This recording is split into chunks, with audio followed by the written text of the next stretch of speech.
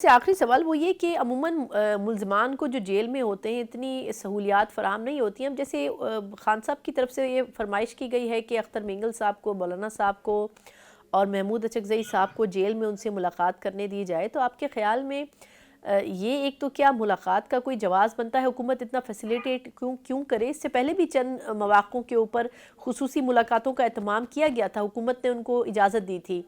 لیکن اگر ایسا ہوتا ہے تو آپ کو نہیں لگتا کہ اس سے اپوزیشن کے لوگ اکٹھے بھی ہو جائیں گے اور حکومت کے لیے زیادہ مشکل صورتحال پیدا ہوگی اگر ایسا ہو تو؟ جی، اکٹھے ہونے میں تو ہمیں کوئی اس میں کوئی کسی قسم کا کنسرن اور تحفظات نہیں ہے.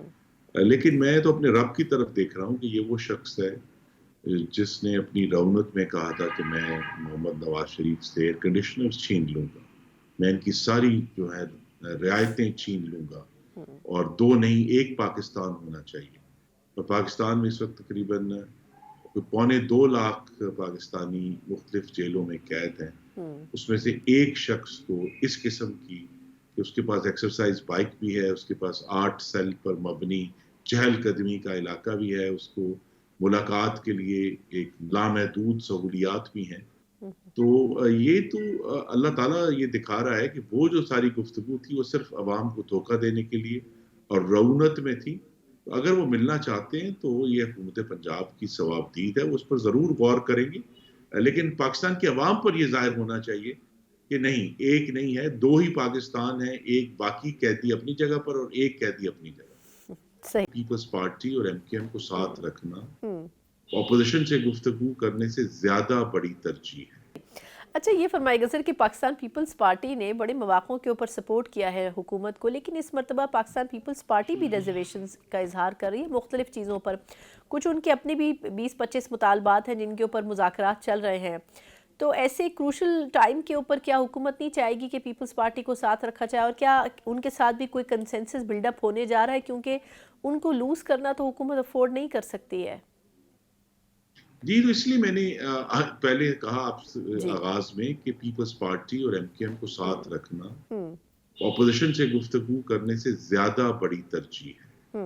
اور وہ رہے گی کیونکہ انہوں نے اس حکومت کے ابھی جو تقریباً 9 ماہ ہوئے ہیں اس میں مستقل طور پر ہر موقع پر مسلم لیگ نون کی حکومت کا ساتھ دیا ہے، اور یہ ایک مشترکہ حکومت ہے جو ہم لے کر چل رہے ہیں. تو لہٰذا جہاں بھی ایسے ایشوز ہیں، اور صرف پیپلز پارٹی نہیں، پر مولانا کے ساتھ جو بھی حالیہ ایشوز پیدا ہوئے ہیں، میری یہ توقع ہے کہ آئندہ آنے والے جو چند دن ہیں ان میں ان سب پر بڑی واضح اور مثبت پیش رفت ہوگی.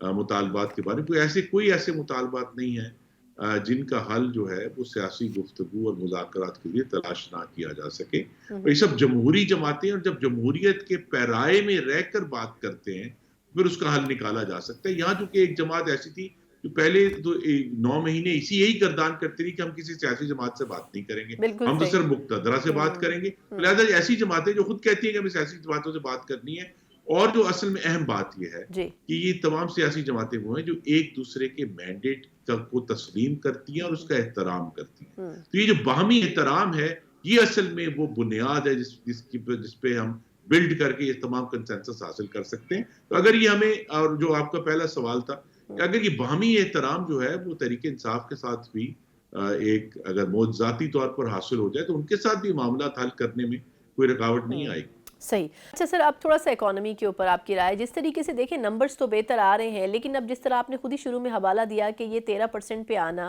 شرح سود بہت بڑی ڈیولپمنٹ ہے، خود حکومت کو بھی بڑی خوشی ہے اس کی. لیکن اب جس طرح پچھلے 1-2 دن میں اسٹاک ایکسچینج بہت اچھا پرفارم نہیں کر سکی، تو کچھ لوگ اس کو کنیکٹ کر رہے ہیں کہ شاید یہ اس کی وجہ سے اس کا اثر اسٹاک ایکسچینج پہ پڑا. آپ کے خیال میں یہ شرح سود تو شاید آنے والے کچھ مہینوں میں مزید بھی کم ہوگی، تو پھر اسٹیبلٹی کیسے لانے کے لیے کچھ دیگر اقدامات کرنا ہوں گے حکومت کو؟ جی، ہم سب کو اچھی خبریں جو ہیں وہ اب ہضم نہیں ہوتی، لیکن حقیقت یہ ہے کہ معاشی استحکام شہباز شریف صاحب حاصل کر چکے ہیں، یہ اچیو ہو چکا ہے. کیونکہ اس میں جو سب سے بڑا نمبر ہوتا ہے وہ پاکستان کی پوری اکانومی میں ہم سب سے وہ ہے ڈالر کی قیمت. پچھلے 14 ماہ سے ڈالر اور روپے کے درمیان کی جو قدر ہے وہ سٹیبل ہے، وہ ایک نیرو بینڈ میں 275 اور 280 کے درمیان ٹریڈ کر رہا ہے. اب اس کا نتیجہ یہ ہوا ہے کہ چاہے 6 مہینے پہلے یہ واضح نہیں تھا، لیکن اب اس کا نتیجہ یہ ہے کہ 13% ایکسپورٹ میں گروتھ ہوئی ہے، کیونکہ اب جب ایکسپورٹر کو یہ معلوم ہوا ہے کہ روپی اسٹیبل ہے تو وہ انویسٹ کر رہا ہے، اور جو خریدنے والے لوگ ہیں باہر سے، ان کو بھی سمجھ آ گئی پاکستان کی جو کرنسی ہے وہ اسٹیبل ہوگی اور مزید نہیں گرے گی، ورنہ وہ تو انتظار کرتے تھے کہ مزید گرے گی تاکہ انہیں مزید سستا مال حاصل ہو۔ اب جب کہ وہ ایک اسٹیبلٹی اچیو ہو گئی ہے، اور اس کا ہم نے دوسرا نتیجہ یہ دیکھا ہے کہ کرنٹ اکاؤنٹ ڈیفیسٹ جو غالباً 2015 کے بعد اب اتنی بڑی سطح پر پہنچا ہے کہ $94 کروڑ کا پازیٹو پہلے۔ اب اس کا مطلب یہ کہ جو بیسک بنیادی استحکام کا مشن تھا شہباز شریف کی حکومت کا، وہ الحمدللہ حاصل ہو گیا ہے۔ لہٰذا اب جو جہاں واقعی میں سمجھتا ہوں کہ سیاسی مذاکرات کی ضرورت ہے، پیپلز پارٹی کے ساتھ بھی، جے یو ایف کے ساتھ بھی، اپوزیشن کے ساتھ بھی، وہ یہی ہے کہ ہمیں کون سے کام کرنے ہیں جس کے ذریعے ملک کے اندر سے بھی سرمایہ کاری ہو، اور جو ہم سب کا بنیادی مقصد ہے، ہمیں ووٹ دینے والوں کا مقصد ہے کہ ملک میں ہمارے نوجوان مرد و خواتین کے لیے نیا روزگار پیدا ہو، اس کے اوپر بات ہونی چاہیے۔ یہ جو سیاسی نیگوسیشنز ہیں، یہ ٹھیک ہے کہ جی اقتدار میں کون آ رہا ہے اور کون آج کمزور ہے اور کون تھے، اصل ایشو پاکستان کے عوام کا جو ہے اس پر فوکس کرنا ہے، اور اس پر بات ہونی چاہیے کہ اب جب کہ ہمیں معاشی استحکام حاصل ہو گیا ہے، اس کو قائم کیسے رکھنا ہے، اور اس کو پھر معاشی نمو میں یعنی اکنامک گروتھ میں کیسے تبدیل کرنا ہے، یہ بہت بڑا چیلنج۔ بالکل ٹھیک۔